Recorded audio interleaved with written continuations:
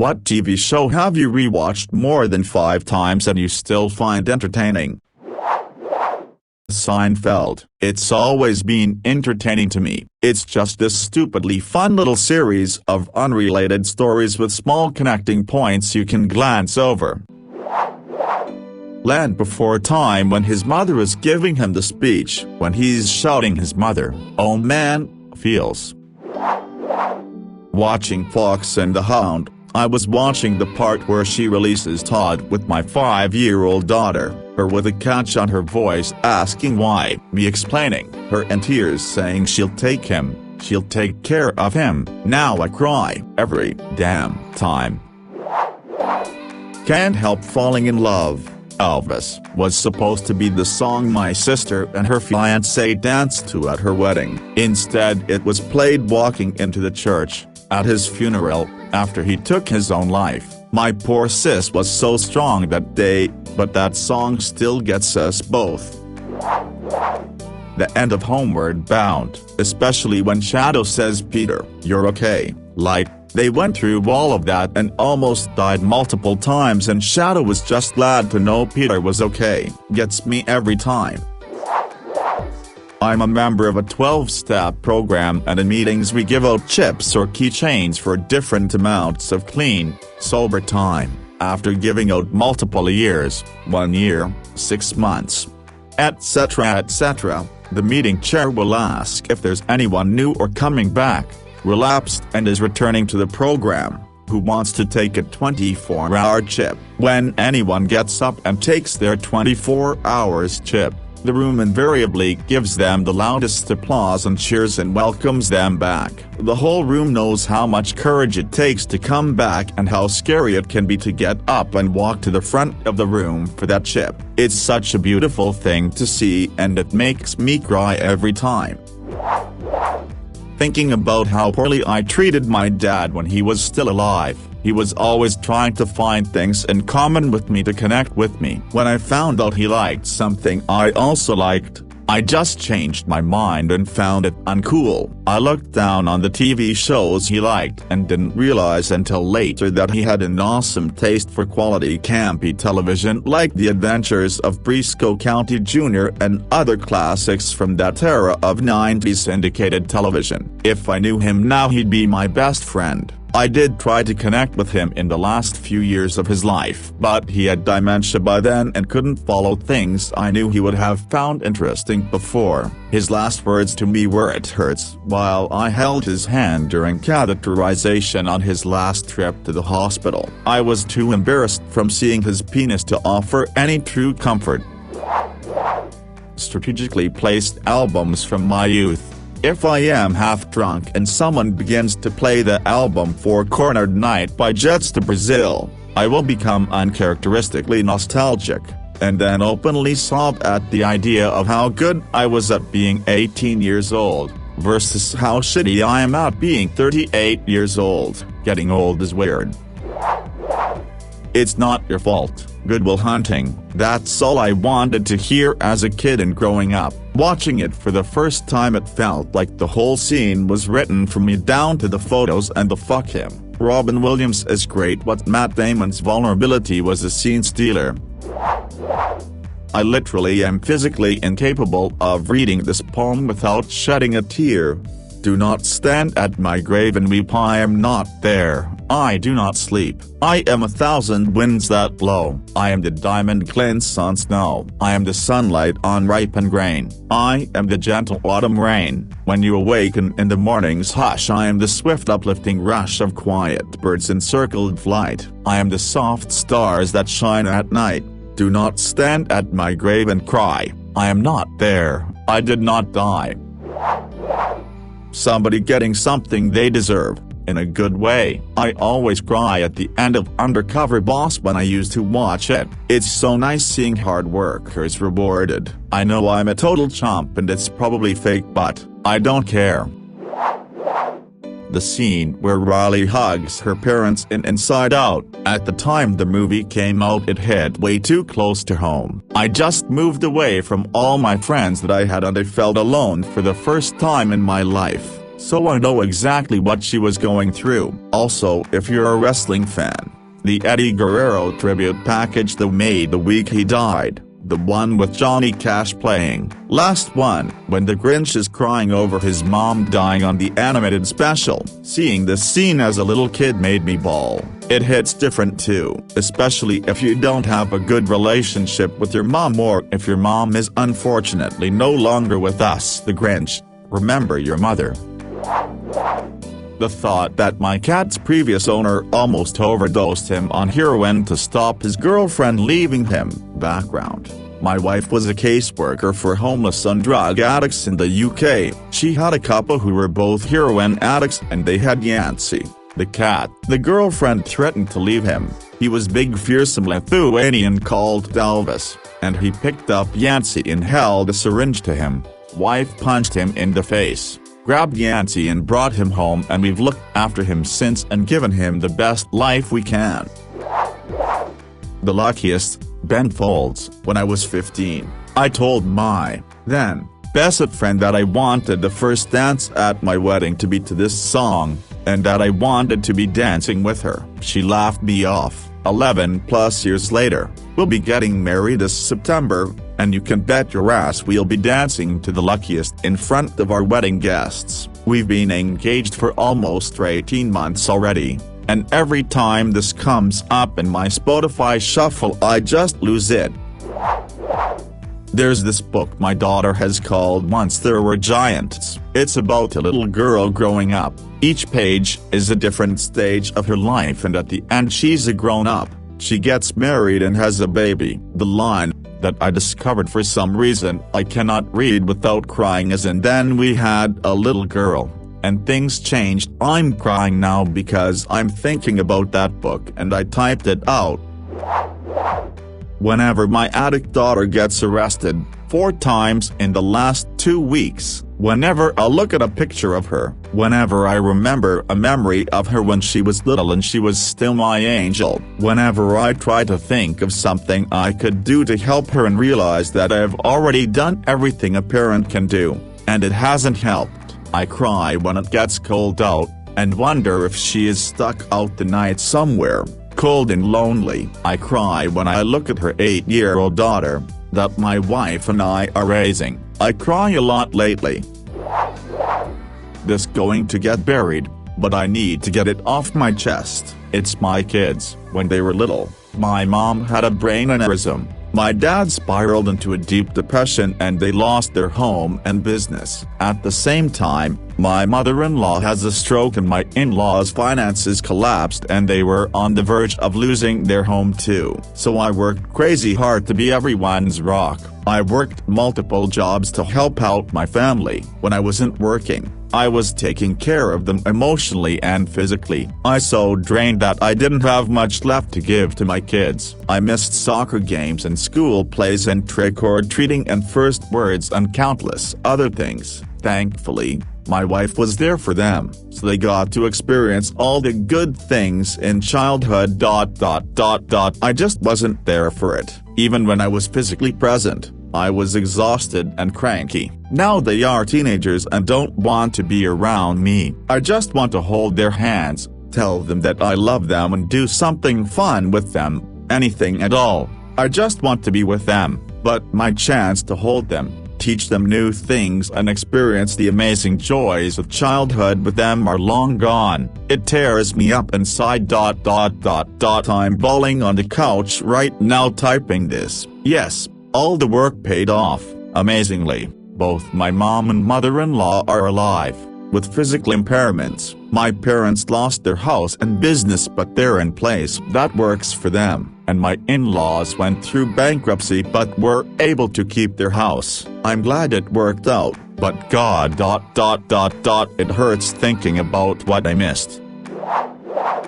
Thinking of that abandoned little kitten I found. I called him Mortimer. Tried to keep him alive, bottle feeding him, keeping him warm, skin to skin, staying awake through most of the night. calling in sick day after day to stay with Kitty. Emergency vet scheduling with them saying he probably won't make it. Kitty didn't make it. It's when my oldest cat slowly stalked up to the cat, nudging her nose against Mortimer's head. Mortimer didn't move, didn't react. I put him in a shoebox with his blanket, so he would not be cold, buried him and left a little pebble for a tombstone. That was 20 years ago. I'm sorry, Mortimer. I couldn't save you. One particular patient I had working in a trauma center. 19-year-old girl I'd never seen before, and didn't know at all. She was ejected from a vehicle and then crushed because her boyfriend was trying to show off. I was training new staff, and they were at the end of their training, so I was only in the room to provide supervision and step in if necessary, and I spent the entire trauma holding her hand, on her request, and trying to comfort her and keep her mind off of the injuries to both of her legs. Her last words were spoken directly to me: "This really hurts. Can I go to sleep?" I cried for days after. I've never had a patient's death hit me as hard before or after. Against All Odds by Phil Collins. My parents were going through a divorce when that song came out and was played constantly on the radio. I cry for how my dad felt, his beautiful wife leaving him. Still hurts so bad, like being stabbed in the heart. That song captures it. Hearing about, seeing children who are being abused. As a person who was emotionally abused in childhood, it absolutely breaks me to hear about children who are suffering. Although I'm not particularly fond of children, as sometimes their tantrums and rudeness can be irritating, I certainly believe that no child, no matter how badly behaved or not, deserves abuse. I sometimes just want to sweep them up into my arms and take them away from it and show them what love is.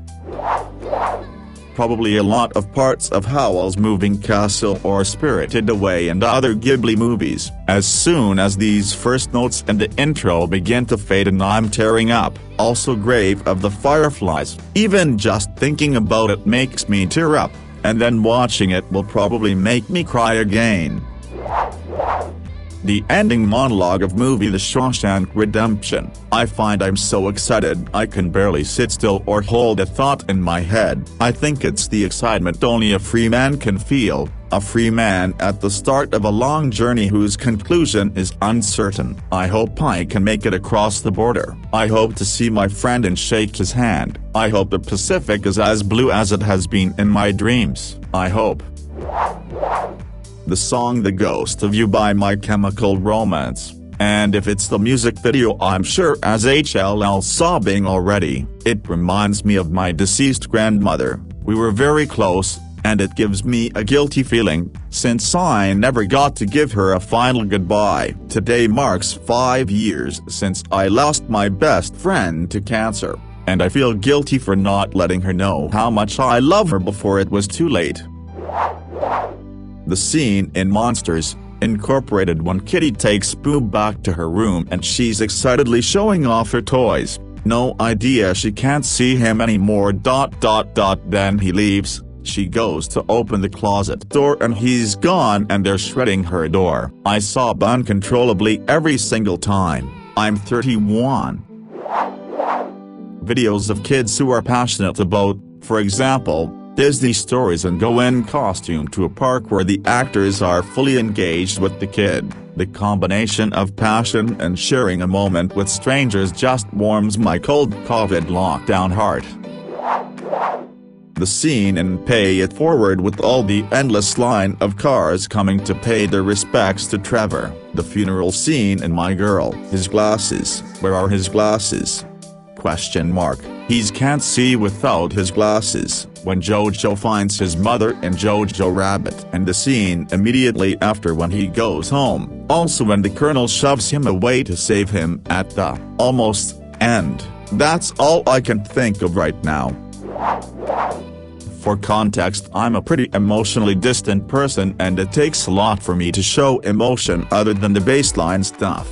No crying, no joy, no anger, just a pleasant baseline around center. It's hard for me to make connections with people, it's hard to maintain friendships, It's incredibly hard to have any level of romance in my life because I'm not someone who trusts other people easily. Couple of years back I went to Nashville to visit a friend who's a guitarist and plays shows with other bands as a stand-in on Broadway, and I went to visit him since I was in the area. Some of the bars were closing down, but he had a friend who owned one and they wanted to have a small jam sesh together and let me tag along. There was a waitress who decided to stay after work, have her free drink and meal and just chill with us cause she was friends with the drummer of the group. They start doing some old school country in a low-lit bar, all the tables pushed to the sides, chairs upside down on them and the middle eating area basically begging us to be a dance floor. The waitress asked me if I wanted to dance and I just kinda nodded. I don't dance. I don't know how to dance. I have never danced before that. She grabs my hand and we clumsily dance till we catch a groove. Later on in the night they start playing a cover of Gentle on My Mind by John Hartford, nice and sullen and slow, and we start slow dancing together. There's not much in this world that breaks me, but swaying under incandescent bulbs to that song in an empty bar brought every single strong emotion to the forefront of my heart, and I began silently crying while swaying this woman against me. She eventually noticed cause a tear must have hit her shoulder or something and didn't say anything to anyone else, but the entire rest of the time I was there she tagged along with me and my buddy to everywhere we went. It was one of the only times in my entire adult life someone had taken my emotions and not shamed me for them, made me feel like less of a man for showing them, allowed me to vent them even without using words. Unfortunately, a relationship wasn't in the cards, but we still keep in contact regularly. Best week of my entire adult life. Some nights I'll stay up thinking about it. I know this probably won't be read, but I recently lost my dog a few hours ago. He was with me for 14 years. We grew up together. I wish I had spent more time with him, but I'll cherish the memories I made. I can't stop crying. It feels like a piece of me is missing. I miss him already. When I think of my dog, he was my best friend and every day I wish he was here again. It's been about a year and a half and it still breaks my heart. He taught me so many life lessons and made me who I am today. It was an honor to live side by side with such a fantastic being. Little Miss Sunshine. When the kid finds out he's colorblind and can't join the Air Force, the agony of losing the one thing that kept you going. The one thing that brought you joy and hope in life. Just thinking about it now even makes me tear up. Planet. I don't think there's much worse than your dog they're dying after years of being estranged and finally making up. She was a sweet cinnamon roll and once she finally got the dad that she deserved. Damn. I think most people who aren't heartless monsters get emotional at the end of Titanic. Especially when the old couple are on the bed holding each other. But did you notice that the woman looks afraid and anxious and her husband is trying to comfort her? I only noticed the last time I watched and it gutted me. It always somehow didn't seem so bad when I didn't notice how scared they looked. Videos of pets in which they react to their owner coming home after a long time. Usually from military service. I mean, it is cute when the family realizes it, but have you ever seen a giant dog jumping into its owner's arms because of happiness? Something I read on Tumblr a few years ago. It goes something like this: on the day of the 9/11 attack, the schools were called off and teachers were waiting with the middle schoolers to be picked up by their parents to take them home. One student is left out and the teacher asks why her parents weren't there yet and she says they won't come because they were in the tower too. Makes me tear up every time I think of it. Remembering my son before he was diagnosed as autistic, not being able to talk, but being so happy. There's a memory and a video of him dancing along to the ballroom scene in Beauty and the Beast, and every time I think of it I cry. He just held his hands and span in a circle. My lovely little boy. when Anne Hathaway sings I Dreamed a Dream, in Les Miserables, I have to cover my face from my wife and kids because God help me, there's no way to not bawl like a child. Brutal. If you've not seen it, you have been warned. https://b/aljxib5i_q0, edit. Damn it, watched it again and now I have to make sure to have a good excuse for why my eyes are all red. Well, I don't know what will happen now. We've got some difficult days ahead, but it really doesn't matter with me now, because I've been to the mountain top, and I don't mind. Like anybody, I would like to live a long life. Longevity has its place, but I'm not concerned about that now. I just want to do God's will, and He's allowed me to go up to the mountain, and I've looked over, and I've seen the promised land. I may not get there with you, but I want you to know tonight that we, as a people, will get to the promised land, so I'm happy tonight. I'm not worried about anything. I'm not fearing any man. Mine eyes have seen the glory of the coming of the Lord. Reverend Dr. Martin Luther King, Jr., April 3, 1968.